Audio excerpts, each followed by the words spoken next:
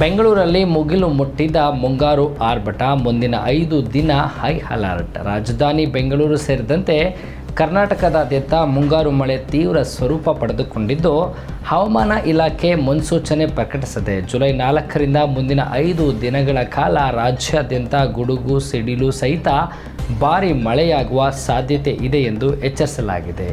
ದಕ್ಷಿಣ ಕನ್ನಡ, ಒಳನಾಡು ಮತ್ತು ಉತ್ತರ ಒಳನಾಡಿನ ಜಿಲ್ಲೆಗಳಲ್ಲಿ ಮಳೆಯ ಅಬ್ಬರ ಹೆಚ್ಚಾಗಲಿದ್ದು, ಜನಜೀವನ ಸಂಪೂರ್ಣ ಅಸ್ತವ್ಯಸ್ತಗೊಳ್ಳುವ ಭೀತಿ ಎದುರಾಗಿದೆ. ಬೆಂಗಳೂರಿನಲ್ಲಿ ಗರಿಷ್ಠ ತಾಪಮಾನ 26 ಡಿಗ್ರಿ ಮತ್ತು ಕನಿಷ್ಠ ತಾಪಮಾನ 22 ಡಿಗ್ರಿ ಸೆಲ್ಸಿಯಸ್ ದಾಖಲಾಗುವ ನಿರೀಕ್ಷೆ ಇದೆ.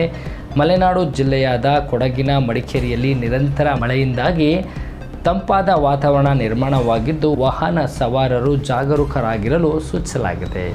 ಮಳೆ ಹೆಚ್ಚಾಗುತ್ತಿರುವ ಹಿನ್ನೆಲೆಯಲ್ಲಿ ತಗ್ಗು ಪ್ರದೇಶದ ಜನರಿಗೆ ಸುರಕ್ಷಿತ ಸ್ಥಳಗಳಿಗೆ ತೆರಳಲು ಬಿಬಿಎಂಪಿ ಸೂಚನೆಯನ್ನು ನೀಡಿದೆ.